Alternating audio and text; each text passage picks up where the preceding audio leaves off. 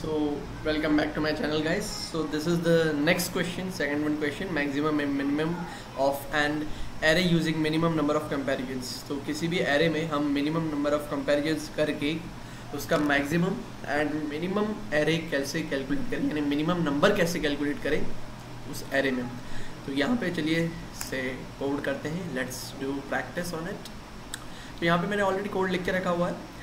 अब सबसे पहले इसको समझ लेते हैं कि अगर आपको एरे दिया है n साइज़ का और आपका टास्क है कि उसमें से मिनिमम और मैक्सिमम एलिमेंट्स फाइंड करने हैं उस एरे में से, तो सबसे पहले हम किस अप्रोच से मूव करेंगे. सबसे पहले तो अप्रोच ऐसी होनी चाहिए कि फॉर लूप लगाएंगे.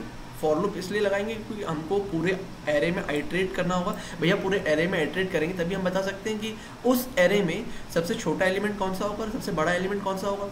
तो उस एरे में हम सबसे पहले आइट्रेट करेंगे और आइट्रेशन के बाद उस एरे में हम मैक्सिमम और मिनिमम से कंपेयर करके उसको अपडेट करते जाएंगे. हमारे दो वेरिएबल हम बनाएंगे, एक इंट मैक्स और एक इंट मिन. सबसे पहले हम इंट फाइंड सम बनाते हैं क्योंकि हमको बेसिकली उन दोनों मैक्सिमम और मिनिमम का सम फाइंड करना है. Your task is to find the sum of minimum and maximum elements in the array. तो सम फाइंड करने के लिए हमने एक इंट फाइंड सम बना दिया, इंटीजर टाइप का बनाया क्योंकि हमको सम जो है वो इंटीजर में रिटर्न होगा. उसके बाद दो आर्ग्यूमेंट्स ले लिए हमने, int array a and int n. a है एरे और n है उसका साइज. मैक्स हमने एक वेरिएबल डिक्लेयर किया जो कि मैक्सिमम स्टोर करेगा और हम इसको इनिशियलाइज कर देंगे. हम ये मैं सीपीपी में बता रहा हूँ, तो इसको इनिशियलाइज कर देंगे इंट मिनिमम.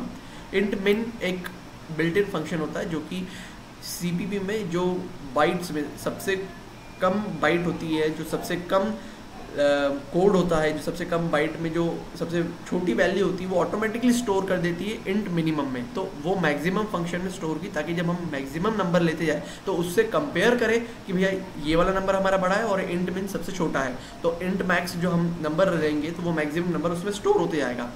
इंट मिन भी सेम फंक्शन काम करेगा. इंट मिन जो हम वेरिएबल बनाएंगे उसको इनिशियलाइज कर देंगे हम इंट मैक्स से. इंट मैक्स भी एक वेरिएबल है, एक वेरिएबल मतलब इनबिल्ट फंक्शन है.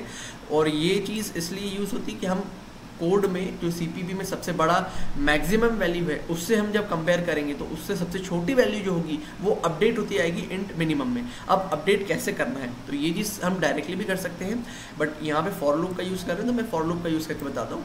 फॉर लूप का यूज़ करके हम जस्ट एक लूप रन करेंगे, इनिशियलाइज करेंगे उसको फॉर इंट आई 0 से और उसको n तक रन कराएंगे. n इसलिए क्योंकि n है पूरे एरे का साइज.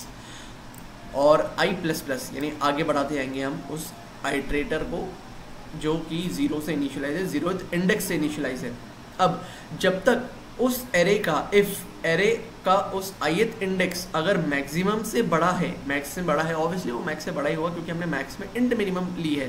तो हम एक बेसिक केस ले रहे हैं तो उसमें वो बड़ा होगा. तो जैसे ही अगर बड़ा है एरे का ith एलिमेंट तो उस मैक्सिमम में वो अपडेट करते जाएगा, यानी मैक्स वेरिएबल में एरे का ith एलिमेंट स्टोर होते जाएगा. सिमिलरली इफ़ एरे का ith एलिमेंट अगर मिनिमम से छोटा है तो मिनिमम में हमने मैक्स वैल्यू ली है, उससे अगर छोटा है तो वो मिनिमम में अपडेट करते आएगा. और जब तक ये फॉर लूप रन करेगा तो जो सबसे छोटी सबसे मिनिमम वैल्यू होगी वो स्टोर हो जाएगी मिन में और सबसे बड़ी वैल्यू हो जाएगी वो स्टोर हो जाएगी मैक्स में. और उसके बाद हमको क्या चाहिए, फाइंड सम बता रहे हैं. तो फाइंड सम में हमको जो सबसे छोटी वैल्यू है, जो इस पूरे एरे में सबसे छोटी वैल्यू है -4 और इस पूरे एरे में सबसे बड़ी वैल्यू है 5, तो इन दोनों का सम चाहिए. तो मिनिमम हो जाएगा हमारा -4, वो ऑटोमेटिकली अपडेट होके कंपेयर होके -4 हो जाएगा. कैसे, जैसे -2 और 1 में कौन सबसे छोटा है तो -2 छोटा है. फिर -2 और -4 में -4 छोटा है, नेगेटिव में बड़ी वाली छोटी होती है.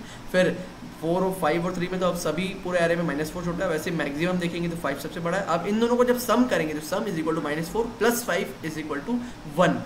तो ऑब्वियसली हमारा सम हो जाएगा 1. तो यही चीज़ हम रिटर्न करेंगे, रिटर्न मैक्स प्लस मिन.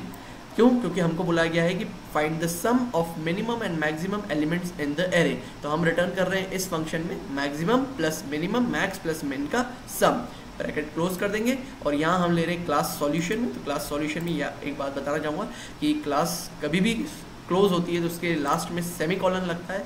कभी भी कोई सीपीपी में अगर आप क्लास बना रहे हैं उसको स्टोर कर रहे हैं तो उसमें हमने फंक्शन, उसमें हमने पब्लिक डेटा मेंबर में हमने फंक्शन बना लिया है फाइंड सम का. और ये इसको रन करके देख लेते हैं. तो जैसे हम इसको रन करते हैं तो यहाँ पर ये सारे टेस्ट केस रन करके प्रॉब्लम सॉल्व सक्सेसफुली।